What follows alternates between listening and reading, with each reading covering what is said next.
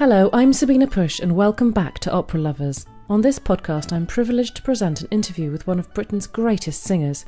He came to prominence in the 1970s and has since become one of the world's most popular baritones, Sir Thomas Allen. At the end of the podcast I'll give you some details on how you can win a free copy of Sir Thomas's latest CD, from which you'll hear some excerpts in a moment. But first, here is that interview conducted by Neil Chesterpal.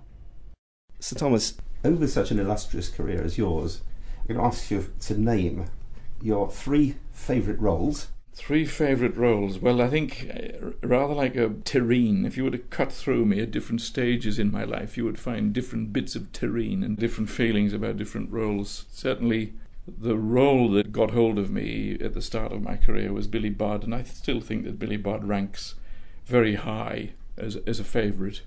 It's a great text, beautifully set by Britten, wonderful to sing, hugely well integrated opera, and so that's always been high up there. And then two others. That's overlooking Don Carlos, Posa, and Ford, and I'm sort of overlooking Eugene Onegin, which I absolutely adore. But I'd go for Don Giovanni and Sixtus Beckmesser. Giovanni is an enigma. A very difficult man to understand, very difficult to interpret as an actor. Come softly to your window, my jewel, my darling. Come soothe my aching heart and kiss my tears away. In order to make it work, in order to be successful at the task, I think one has to be ever so slightly mad and dangerous. Now that the wine has stopped them from thinking, let's have some drinking, women and song. And I think these elements, to a greater or lesser degree, exist in me and exist in all of us, really. But it's a question of tapping into them and using them to your advantage and making something like the character of Don Giovanni live. Let's have a ball, try a flamenco. Let's have a ball, with a folia. Let's have a ball, and a bolero. Let's have a ball, whirling and kissing. They won't be missing this one or that one. I'll have them all, I'll have them all, I'll have them all. Turning to this CD, this whole CD is sung in English. Yes.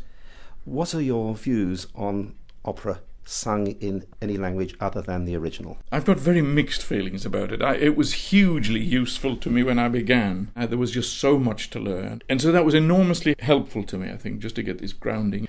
And then, of course, the major part of my life has been spent where I sang everything in the original language, which cannot be beaten, really. That's the truth of it.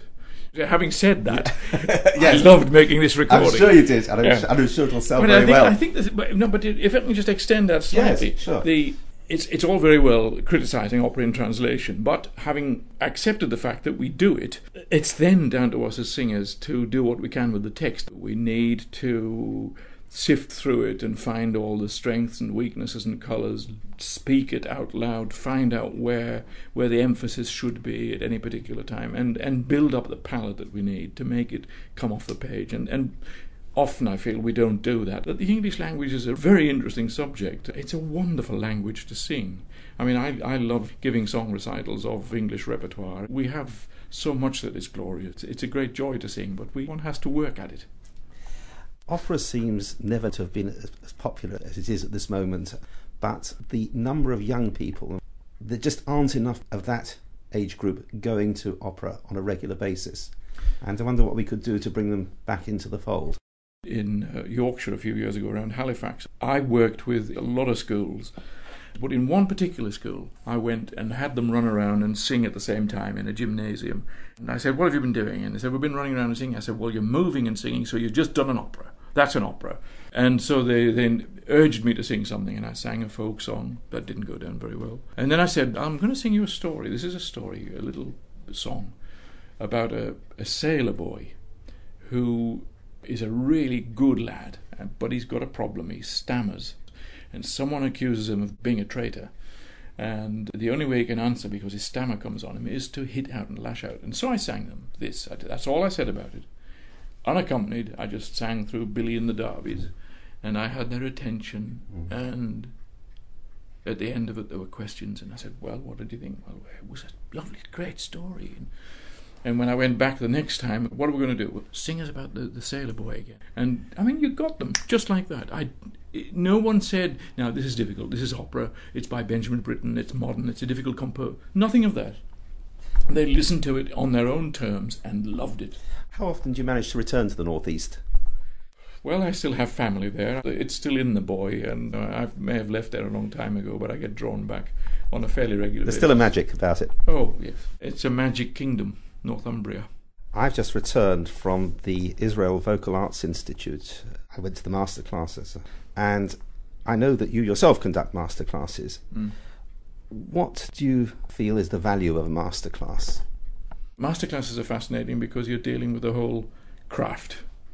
And it's the craft that I think that we have to hand on. And I think just as those men in Meistersinger have their apprentices, I think that we should all have an association of apprentices around us as well, because we have a legacy and we must hand it on.